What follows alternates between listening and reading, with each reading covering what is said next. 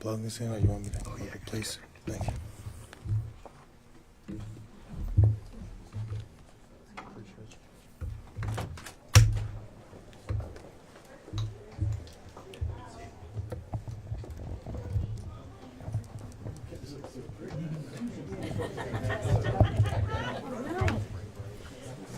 I'm gonna sit right next to out here.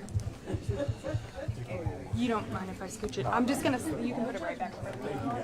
Hi, I'm not. You are.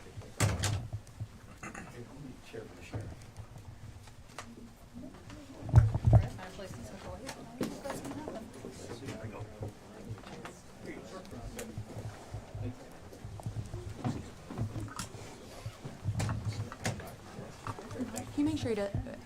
Hey, Leslie, can you make sure he's not starting yet, right? Okay. This is not Brad Henry days. Hold on. Or day. Were you able to get plugged in? Okay. Be about 2 hours later.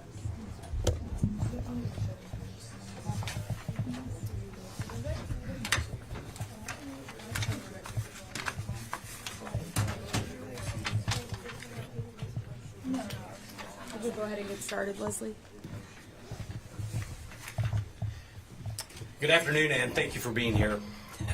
Last Thursday morning at 8 a.m., the Oklahoma Attorney General's office, in working side by side with 27 federal, state, and local law enforcement partners, launched Operation Blunt Force. And we captured Hao Chen, a drug kingpin who masterminded a Chinese syndicated crime organization's illegal drug operations across Oklahoma, New York, Nevada, and Texas. This criminal enterprise is responsible for more than $1.5 billion of illegal black market marijuana, money laundering, and other racketeering activity. And we didn't stop there. Over the next 7 hours that Thursday, we arrested 11 more syndication leaders across multiple states. And then on Friday, we arrested 8 Oklahomans. I can't share every detail, yet I can tell you this. These arrests were the direct result of President Trump's leadership and the federal partnerships his administration has built with the state of Oklahoma, deploying real resources, real intelligence, and real coordination to dismantle criminal networks and to make it clear there is no safe haven for criminals in the state of Oklahoma. When I took office in 2023, there were over 12,000 marijuana grow operations in the state. Many of them were growing, not just growing marijuana, they were also fronts for fentanyl production and distribution, human trafficking, and sex trafficking. Under my watch, our Organized Crime Task Force, in partnership with OBN and other agencies, have shut down more than 9,000 of those illegal operations. And let me be clear, we are not done. We will hunt them down, and we will eradicate the cancer from our communities. And we will keep going until every syndication and every cartel is driven from the state of Oklahoma. There remains, this is an ongoing investigation, and what you're hearing today reflects what we can responsibly disclose at this juncture, not the full scope of the criminal enterprise. There are questions that we won't be able to answer today, but I can tell you this. Hao Chen was at the center of this operation. He has been captured, and he is currently being held at Rikers Island, New York. The Hao Chen organization ran a sophisticated fraud and trafficking operation built on deception. It used a straw ownership scheme to unlawfully obtain licenses from the Oklahoma Medical Marijuana Authority and registrations from the Oklahoma Bureau of Narcotics. Straw owners were paid to lend their identities to fraudulent grow applications, violating Oklahoma's residency requirements and concealing the true beneficial ownership of these operations. Once established, these illegal operations were used to manufacture marijuana at industrial scale and then to divert it directly into the black market, both inside and outside of Oklahoma. The scope of these criminal enterprise went well beyond the diversion of marijuana into the black market. It also included money laundering, large-scale conspiracies, and other racketeering activities. Over the course of this investigation, more than 50 search warrants were executed, 20 individuals were arrested, 14 firearms recovered, and 4 criminals deported, as well as thousands of pounds of black market marijuana destroyed. This was a coordinated, multi-day operation spanning 4 time zones. This was both interstate and international crime organization. And frankly, we crushed it. Investigators uncovered multiple bank accounts used to launder proceeds from illegal drug trafficking. Records show large cash deposits, regular wire transfers, funds moving from New York to Oklahoma, and payments made to straw owners and criminal associates. This was a national criminal operation exploiting Oklahoma. To give you background on the scope of this investigation, we initiated this case on March 20, 2024. During the years 2024 and 2025, we executed on these 50 search warrants, and in November of 2025, evidence was presented to the multi-county grand jury, and an 18-count indictment for racketeering was returned. Last Thursday and Friday, on January 29 and 30, we arrested 19 targeted individuals across multiple states for their involvement in this organization, and we arrested 1 bonus defendant who was at the wrong place at the wrong time.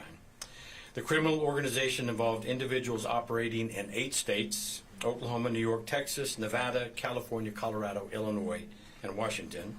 Money flowed to and from 12 states: New York, Nevada, Texas, California, New Mexico, Missouri, Georgia, Illinois, Oregon, Washington, Oklahoma, and the nation of China. And illegal marijuana was trafficked into 5 states: Oklahoma, New York, Georgia, Illinois, and Texas. This was interstate trafficking, plain and simple. Operation Blunt Force would not have been possible without the extraordinary coordination and professionalism of those represented on this stage. I want to thank the law enforcement partners in Oklahoma and from across the country, federal, state, and local, for their commitment to public safety and the rule of law. And I want to personally thank Chief Agent Jeff Bowles and Organized Crime Task Force Chief Steve Blevins, Criminal Division Chief Attorney Jimmy Harmon, and Deputy Attorney General Dane Towery. Operation Blunt Force is exactly what criminal law enforcement looks like. And let me be clear, we are not done. As Attorney General, I will continue to shut down marijuana operations across Oklahoma. We will target organized crime. We will work with ICE and DEA and other federal partners, and we will enforce the law aggressively and fairly. This operation reflects a simple principle that I believe in, and that President Trump has made clear. Law matters. Borders matter. Enforcement matters. Oklahoma is no longer a safe haven for foreign-backed criminal enterprises, cartels, or black market trafficking. I'm happy to take your questions. I invite Chief Agent Bowles and Blevins and Deputy Attorney General Towery to join me at the podium for any specifics. Are there questions? Where was this criminal mastermind? I think he's captured in New York and he's in Rikers Island. He was. Steve, if you want to be more specific. Yes, sir. The head of the organization, as well as another individual, were at the time in New York, and through our partnership with the New York DEA office, NYPD, and Queens DEA office, we were able to track down and capture them. So New York City. New York City, yes. Some of the other people that were arrested were tied to other farms like Sneed's Farm, so were there multiple operations going on here? How did that? Yes. Dane, you want to answer that? There were over 20 LLCs and businesses and farms that were involved in this particular scheme. So we had individuals that had different roles that they would play in the enterprise. Some would be straw person owners. Some were Oklahomans that were those straw person owners, and then others were specifically tied to the Houchin organization that would facilitate the fraud to obtain the licenses and manufacture marijuana unlawfully. Mr. Attorney General, can you comment on allegations that there has been at least one, I think they call it overseas Chinese police station in Oklahoma City? In some of these arrests and busts, we've discovered Chinese uniforms and Chinese badges, law enforcement badges. At this point, it would only be speculation on our behalf, but it appears as though the CCP has embedded law enforcement in their criminal organizations, principally to enforce their organizations. And can you give us a scope? Is that one of the things that, you know, so you're not done? I mean, I think people would be concerned if they, and again, I've heard the rumors, I don't necessarily want people to air that, but, you know, I mean, I've heard that rumor exists in Oklahoma City, in a core part of Oklahoma City, and I was curious, you know, is that something that remains under investigation? So, to allay any concern to the citizenry, any Chinese law enforcement that we've discovered, any activity in Oklahoma is directed toward the Chinese. It's not directed toward citizens. So that's what's nascent in our investigation. So we have much further investigation to go. I did see that some of the people arrested in this operation have already bonded out of jail. Are you concerned they'll flee? If they're not from You here? know, Dan, I'll let you answer that. Yeah, I mean, that's always a concern. We received high bonds and actually no bonds on the top four. Obviously there are different levels of culpability, different levels of involvement, and their bonds should reflect that. But that is certainly something that we will continue to monitor as well. And if they do run, we'll go find them. How are they being monitored? We will be monitoring them to see if they come to court, if they're in constant contact with their defense attorney, and you know that's the best we can do at that point. Politically, sir, the governor called yesterday for a state question to, I think he said shut it down in terms of the marijuana industry, medical marijuana industry in Oklahoma. Do you support that? Do you think do you prefer reform? Where is your position regarding this? So it is a complicated issue. Now, clearly, when we passed this law in 2018, we were asleep at the switch, right? So we did not put proper protocol in place to limit the number of marijuana grow facilities. It was truly the Wild West. We do have in this state probably 1,500 legal Oklahomans producing marijuana just as you would produce wheat or soybean. And so we have to balance the investment in those legal operations with the desire by all law enforcement. I think unanimity. There's unanimity among law enforcement. If we didn't have marijuana at all, it would be better for the state.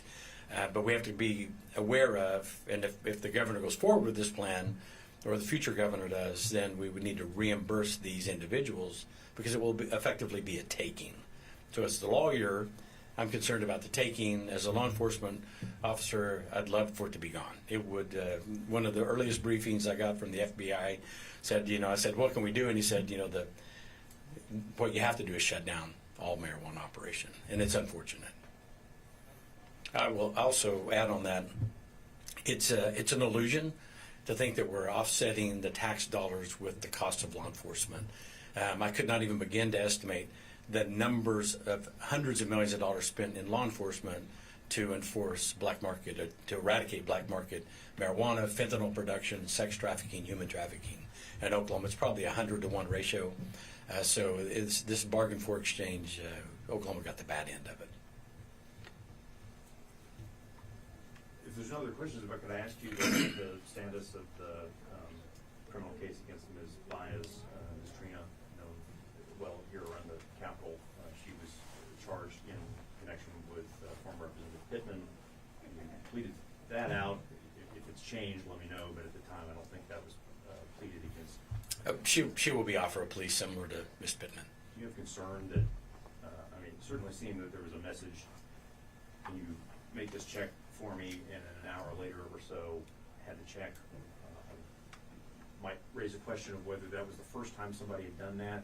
Is there an ongoing investigation in terms of how long that had been happening in the state capitol? I think that we've concluded that the state of Oklahoma was not injured.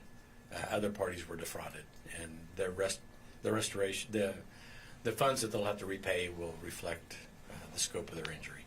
Time for one more question. How's the governor's campaign going? Hey, it's I'm a full-time attorney general. I mean, I do a little bit of that campaigning on my part-time. Will I see you at the next execution? You may very well, yes. Well, thank you very much for attending, and thank you for the attention to this very important matter.